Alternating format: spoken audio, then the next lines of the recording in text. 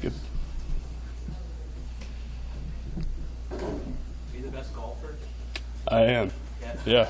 And Cam and Levi can go ahead and they can preach that they're the best golfer. And, they wrote down on a piece of paper we had to fill out the other day about their hidden talent that they were the best golfer on the team. But after playing this summer with those guys, I think I can say I'm probably the best golfer on the team. What personally, football-wise, do you want to? I mean, what are you looking to get out of this season? What did you take from 2022 as you got jumped in the pool? Mm-hmm. What do you want now? Yeah, I want to win. That's what I want to do. I think that's what everyone wants to do on the team. Last season didn't go as well as we wanted it to go. So we've been busting our rear ends all off season. And, we want to go out there and perform at a high level and win some games. What does a team that's pretty experienced, especially on both sides of the ball, what do you guys work on for the next month, knowing that you're probably really hungry to just start playing the game? Yeah, I think just knowing what to do, knowing the plays, mastering the plays, studying the plays, and get it to where we don't have to think twice about what we're doing against certain looks and under certain situations. Small details, not hurting yourself in maybe little ways. How much of that gets cleaned up over the last 4 weeks, and how much of it is an emphasis, for the past 6 months or whatever? Yeah, I think there's always something that we can work on, and the small details are a big part of what we've wanted to improve on. So I think just paying very, very good attention to detail, and just practicing over and over, the reps is what's going to help us with that. How do you and Austin sort of feed off each other and maybe complement each other as players? Yeah, so Austin's my roommate. I'm around him, 24/7, and I'm always cheering for him, and I feel like he's always cheering for me.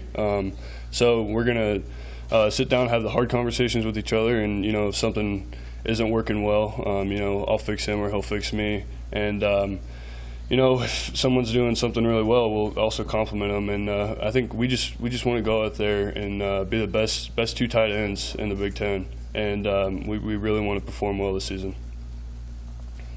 Your hometown's had a hard summer with COVID. Yeah. I'm just curious how much contact you keep with people back there and how that's going there and what your thoughts are on it. Yeah. So down in Springfield, Missouri, there's a lot of COVID cases going on. I don't think a lot of guys down there or a lot of people are vaccinated.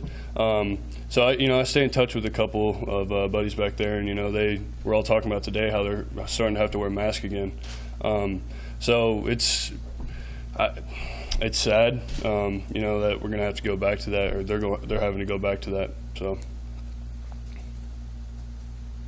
It doesn't seem like there's quite as much bravado in the preseason build-up among the players and staff. Is that something that is just?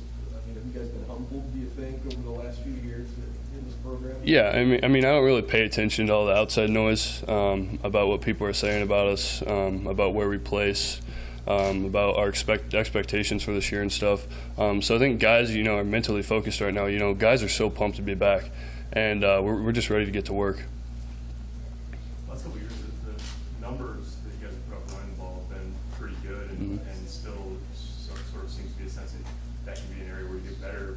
What are your goals for the run game overall this year, and how do you envision it, looking this fall? Yeah, so I think our goal is, we kind of talked about earlier, our self-inflicted wounds is what destroyed us last year, penalties and turnovers.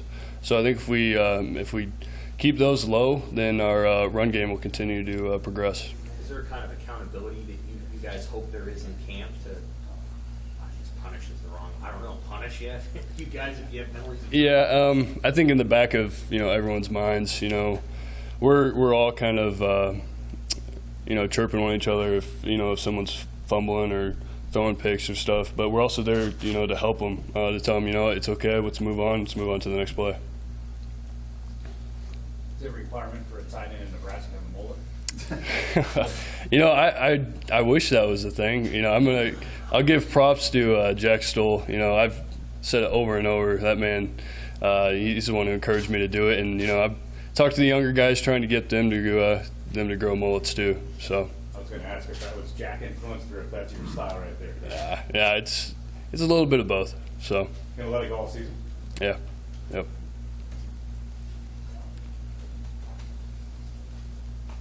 Anything else, Travis? Thanks. You good? All right, thank you guys. Thank you.